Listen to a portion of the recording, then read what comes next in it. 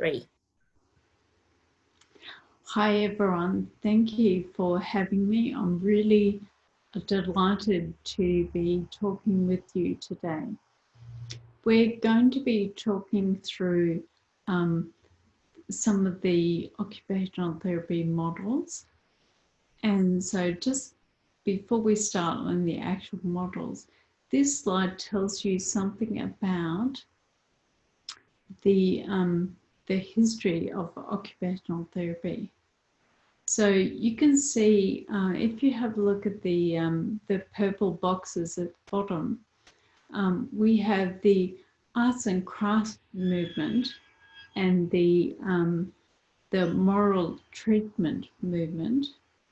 And both of those were things that occupational therapists, before there was such a thing as occupational therapy, were very the people who became occupational therapists were very concerned about these things. So the arts and craft movement was really in response to industrialization, and it was about being able to produce things that were beautiful and meaningful. The moral treatment movement was about the fact that people, particularly with mental health problems, were put in asylums and often never seen again and not treated very well. So the moral treatment time was about being able to that people should be able to be treated well. So those two things really informed occupational therapy. And then the profession was formed in the early 20th century. And so at the time, it was really formed around the belief that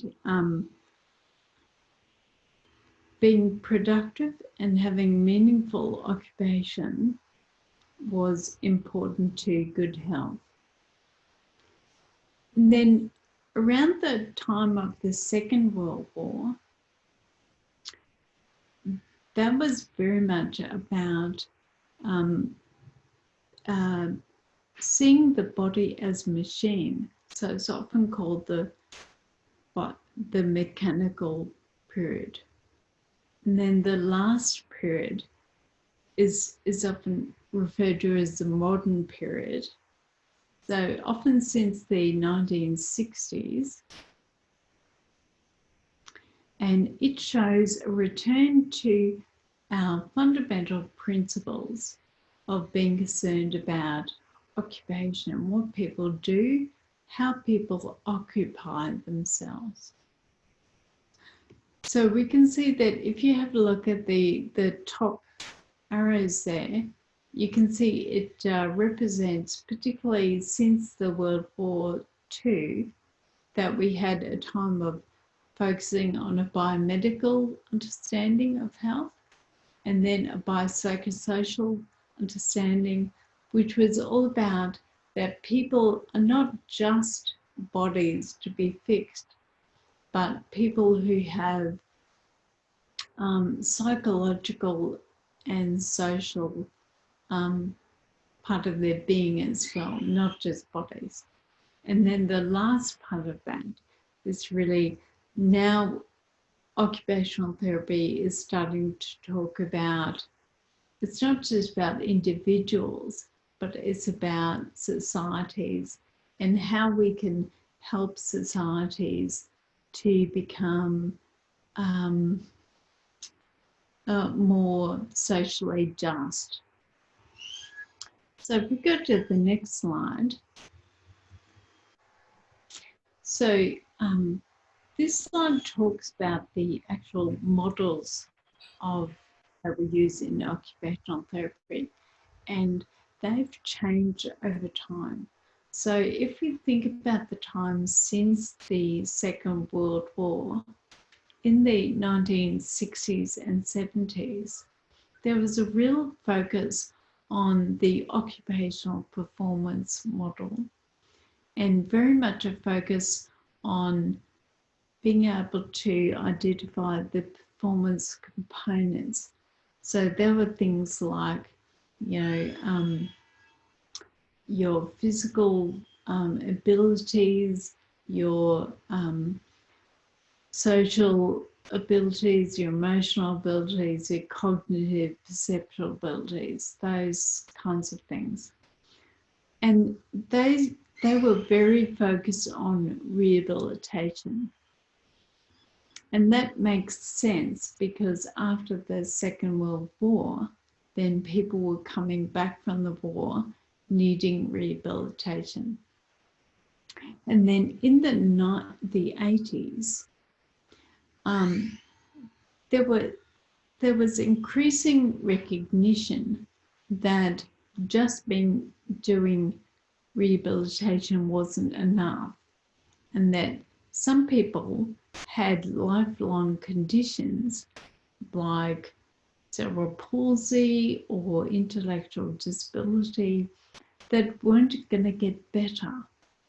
So at that time, alternative models were developed. And the one that you would know most famously is the model of human occupation. And then in the following decade, in the 90s, we had a real focus on the fact that we all live and work in particular contexts. So the focus on context was the really important thing. And this was a time where lots and lots of occupational therapy models were developed. So you can see that we've given you some examples of those. And then in the 2000s and since then, we've started to see how a lot of occupational therapy thinking is very much situated in the West, and particularly American and the English ways of thinking. So an example of recognizing the importance of models being culturally relevant would be the camel model, and it was developed in 2006. So if we have a look at the next slide, this table just is here to show you that each of the models, most of the models have more than one edition. So if you look in the middle column, you can see that the various years that various editions of models were presented. So for example, if you look down the bottom to Moho, you'll see that there's 5 editions, and the first one was 1985, and the last one was 2017 after Gary Kielhofner's death. If we move on to the next slide. So what we're going to do now is just talk through these particular models. So we'll start with Moho, but we won't particularly do anything about 5 different models. And we'll just show you Moho, which you're most familiar with, but then I'll show you 4 other models and illustrate them with a case study. So can we have the next slide, and we shall talk about Moho. So this is a diagram. It actually comes from 2008, the 4th edition, and it shows you that basically Moho really these days talks about the person, which has volition, habituation, and performance. And it's very much concerned with the person's participation, their performance, and their skills. And it's within the environment, so encompassed in the environment. And when we work within our environments, then we're trying to adapt our occupation and master those environments. And then you'll see on the right there that it gives you the details of what's in the model. So what the components of the environment and the components of the person. Then if we have a look at the next slide, this is just some examples of evaluations that are within the model. So Moho has probably the most evaluations of all the models. So the evaluations are there to help you apply the model. So now if we'll have a look at the case study of Maria. So if we can go to the next slide. Yes, we're going to look at the case. So Maria is a 60-year-old woman who has had mental health issues since she was 20. Throughout her life, she has abused prescription medication, leaving her with reduced function. She suffered from severe depressive episodes and has made 3 suicide attempts. She was recently diagnosed with bipolar disorder after receiving a litany of misdiagnoses and being prescribed various psychotropic medications. The adverse side effects of her medication include a dry mouth, dizziness, and tremor.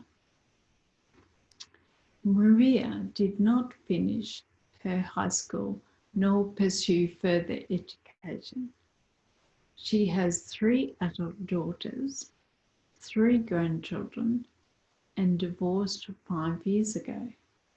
When married, she was a stay-at-home mother.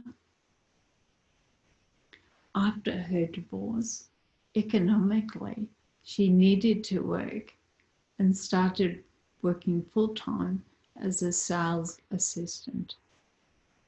She faces ongoing challenges within the work environment because she forgets clients' requests, had limited endurance for standing for long periods of time, and is bullied by her boss and her workmates.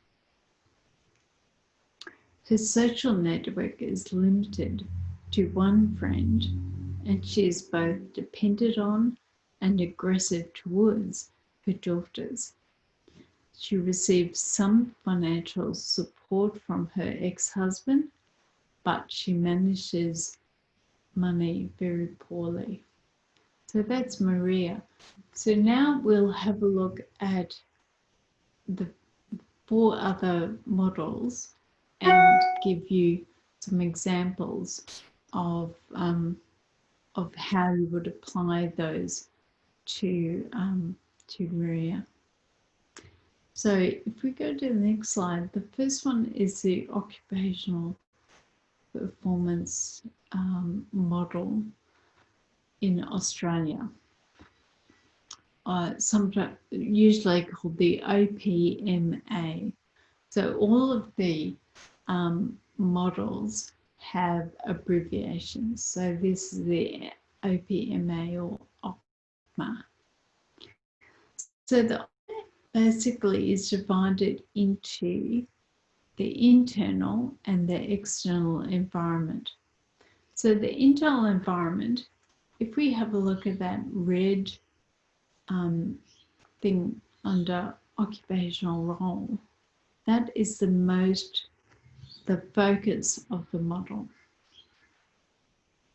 And then from occupational roles, we can have a look at, so that's about what do people have to do. So then if we have a look at inside the model, it helps us to analyze what people have to do, the demands of what they have to do, and their capabilities, and see how well those two things match. So inside this model, we have performance areas, which is the top grey box, of self-maintenance, rest, leisure, and productivity. And then we have performance components. So in this model, there are 5 of them. It's biomechanical, sensory motor, cognitive, interpersonal, and interpersonal. So that's like psychological and social. And then you have and also it's a biopsychosocial model in that this model doesn't think about just people and their bodies, but they think about people as this dynamic interaction between the body, mind, and spirit, that as people, they understand, this model understands us as these richly connected parts. So we have all those parts. And then on the external environment, it's surrounded by the sensory context, the social context, the physical context, and these cultural contexts. And we're also influenced by space and time. So what that means is that we do particular things that we have to do in our occupational roles. So what that means is that we do particular things in our occupational roles. We can analyze them, and we do them in particular contexts, in particular places or spaces, and at particular times. So if we have a look at the next slide, this is here to show you that the OCMA has a website, and part of that website has been translated into Spanish. So you can have a look at the website, and just some of it, not very much of it, is in Spanish. And then if we have a look at the next slide,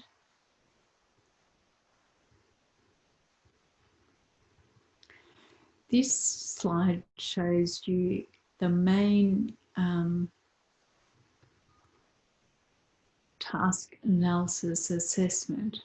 So it's called the Perceive, Recall, Plan and Perform, or PRPP.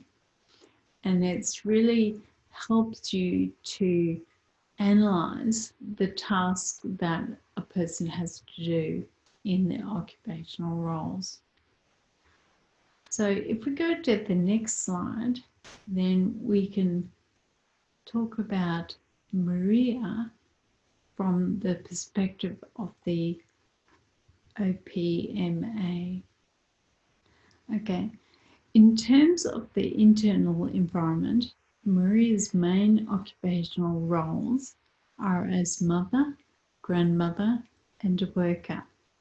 Her main performance component problems lie in the cognitive, interpersonal, and intrapersonal performance components, manifesting as poor planning and problem solving, paranoid ideation, severely reduced memory, and lack of initiative. So they're all cognitive. Misunderstanding of people's intentions and lack of empathy, which are interpersonal, and poor emotional regulation, which is intrapersonal. An example of a performance area that is affected is self-maintenance. She needs supervision with her medication and financial management, and her daughters are key to providing this. In terms of the external environment, she is socially isolated and bullied at work, so that's the social environment. And she's experienced these challenges all her life, so that's time. A full Occupational analysis would show how the four internal levels affect each other and how they are shaped by the external environment. And you can see on this diagram that there's lots of arrows going everywhere, and that's really to show that everything influences everything else. So if we go to the next slide, the next model that we'll be talking about is the PEO, or the person, environment, occupation. The diagram on the left shows that occupational performance is the main focus of the model, and that it results from the interaction of person or individual skills, the environmental supports and barriers, and occupational demands. And the diagram on the right shows that the fit between these can differ at different times of our lives. So this diagram here shows times where on the very left, the fit between person, environment and occupation is very high, and in the middle it's very low. So if we go to the next slide, we'll have a think about how this applies to Maria. So Maria received some plane tickets to visit her daughter, who was living abroad. Although she was feeling excited about this, she was also concerned about travelling by herself to a country in which people spoke a different language. Her other two daughters dropped her off at the airport. An assistant took her to the first plane. However, during the stopover, she missed the connecting flight because she became disoriented and lost in the airport. She was distressed and unable to plan what to do. Because she did not arrive on the correct plane, her daughter realized that she must still be in the transit airport and made phone calls to the airline. After getting help from the airline, Maria arrived at her daughter's home many hours later than expected. She was quite shaken by the experience. During her visit, she became withdrawn and was completely dependent on her daughter for every decision because everything was so different. The PEO fit changes if any one or more components change. in Maria's situation, the primary changes were the occupation. She hadn't flown very much before. The environment, she was in a different place. And these changes had a dramatic effect on the PO and hers, and altered her behaviour.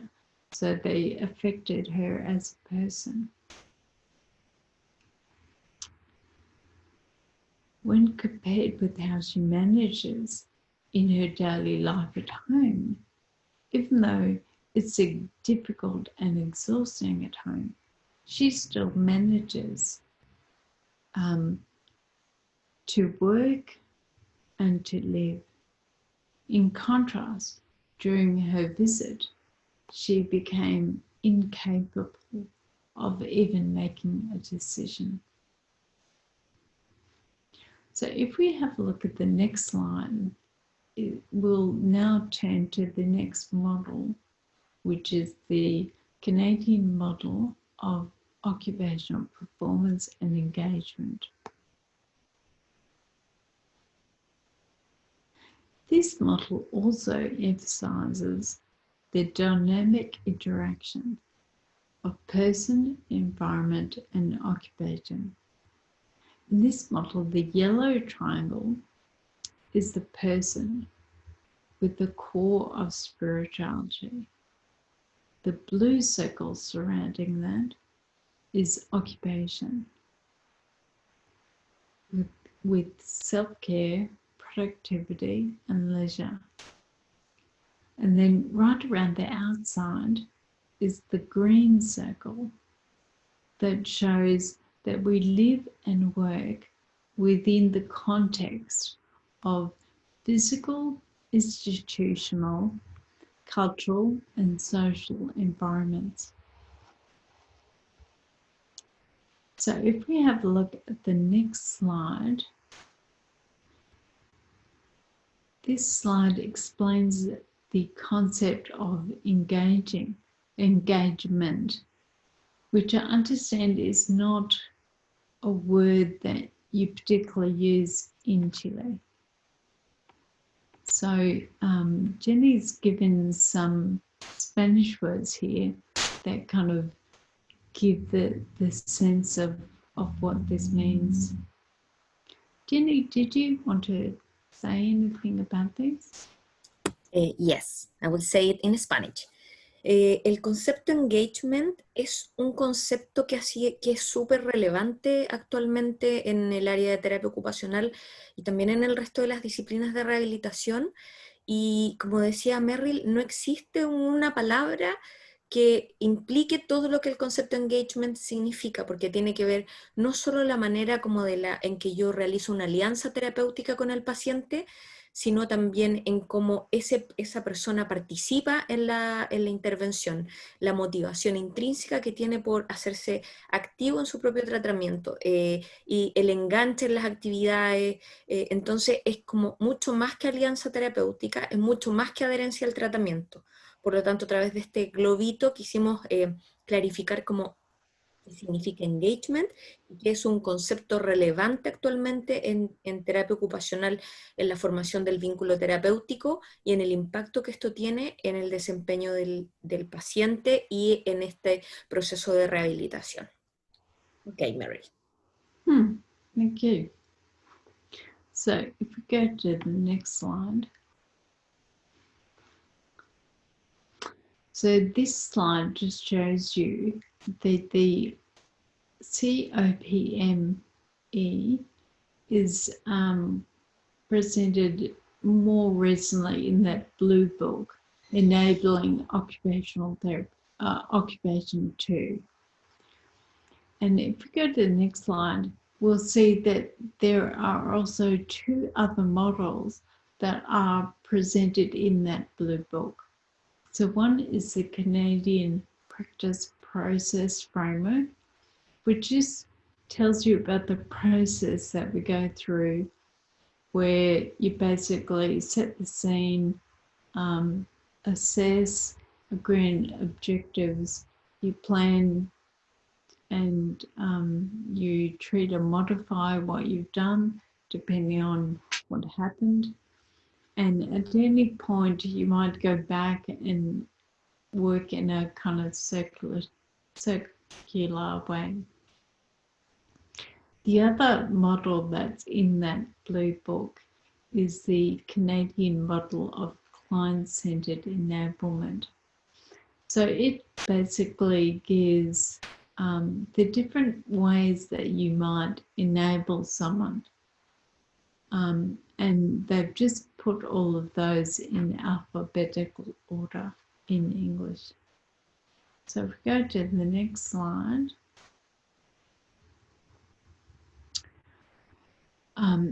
The other thing is that the way that this model conceptualizes the person is that they have this core of spirituality. So here we have the definition of spirituality. So it's in English, but you have the Spanish there. So I'll just read in English. It says, it's the aspect of humanity that refers to the way individuals seek and express meaning and purpose, and the way they experience their connectedness to the moment, to self, to others, to nature, and to the significant or sacred.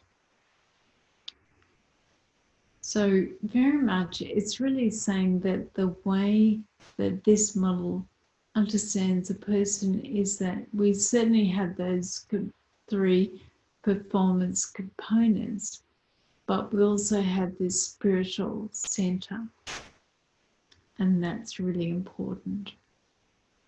So now let's go on, and then we have on the next slide some examples of assessments.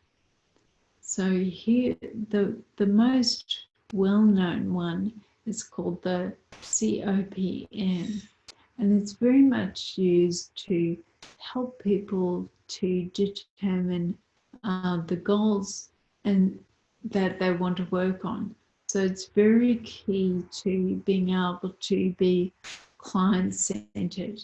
It helps to do that very well. And then on the next slide, we'll apply this to our case of Maria.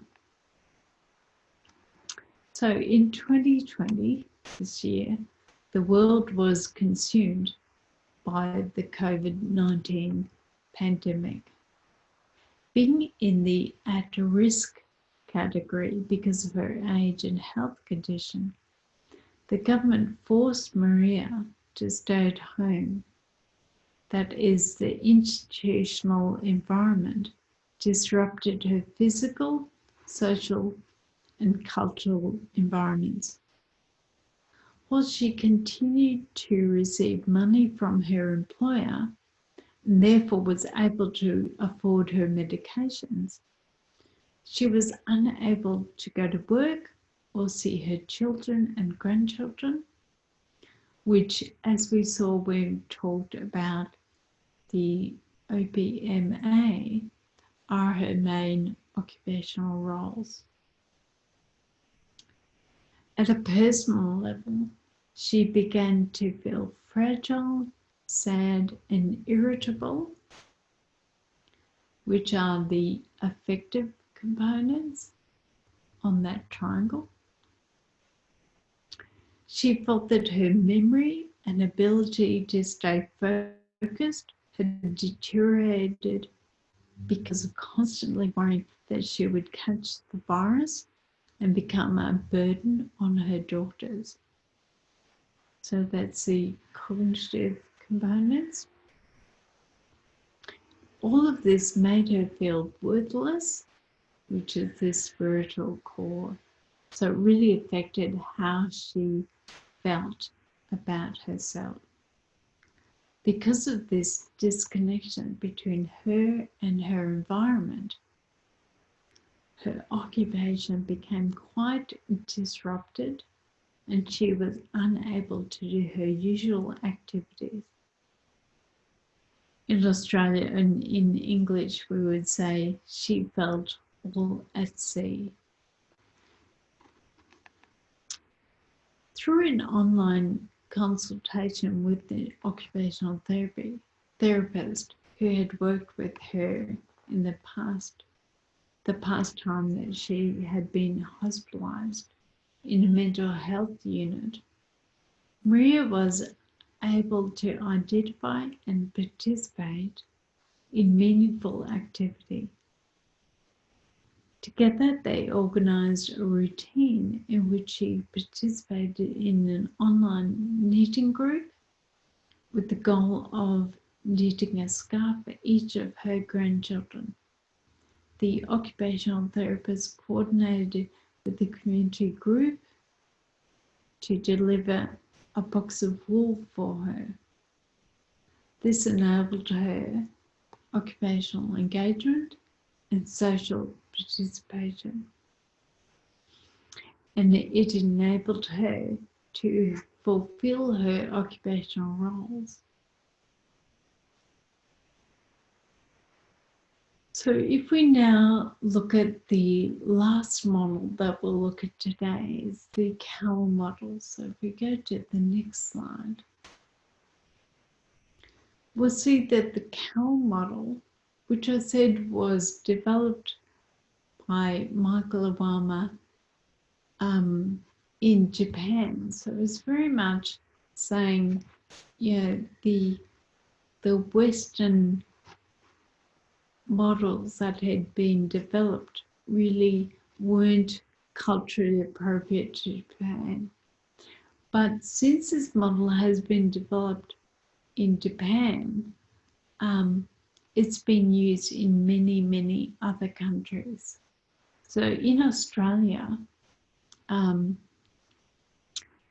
it's used to work with Indigenous Australians because, once again, they're a collectivist culture similar to the Japanese culture, whereas the Western cultures are very individualist. So in this model, it uses the metaphor of the river as a way of thinking about our life. Just as a river flows from its source to the sea, the metaphor tells us that life flows from birth to death. On the right, you will see, and certainly down the bottom there, you will see that if you slide the river in at any point, then you will see that it has components that may be in different configurations each time. So the parts of the model that talks about are the water, which refers to life flow. So if the water, like a river, if the water is flowing well, then life is flowing well for us. Then it has rocks, which are problematic circumstances in life.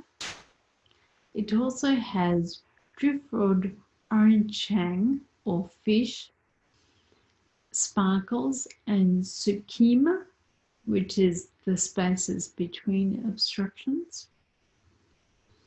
And it also has the river walls and floor, which is the physical and social environment. These two diagrams on the right show a river that is on the top flowing well and one that is blocked on the bottom. So if we go to the next slide, we'll think about Maria in terms of the Cowl model.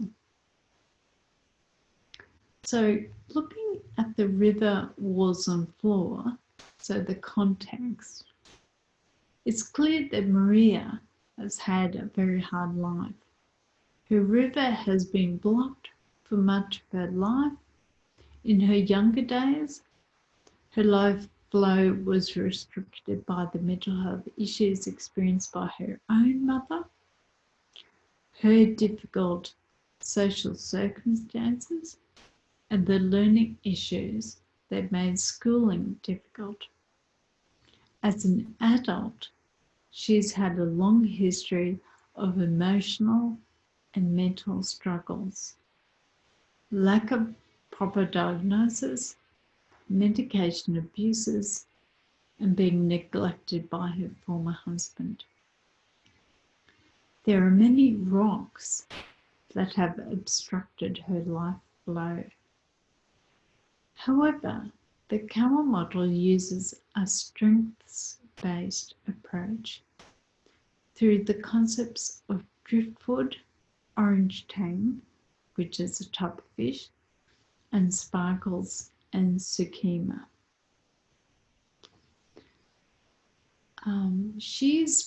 In her life, she's provided with substantial support from her daughters. So they are helping her to optimize the spaces between obstructions. She has a long-term belief in engaging in volunteer activities with vulnerable groups in the community.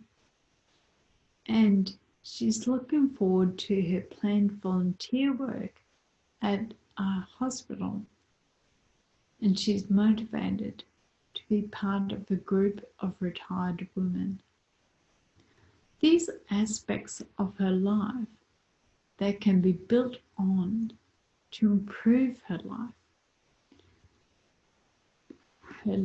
improve her life flow, and shape the course of her river over the next phase of her life. So I just want to say thank you very much for attending today and think about these different models. And now I'd like to pass you back to Jenny, who's going to tell you something about some research that we've done in Latin America. So over to you, Jenny.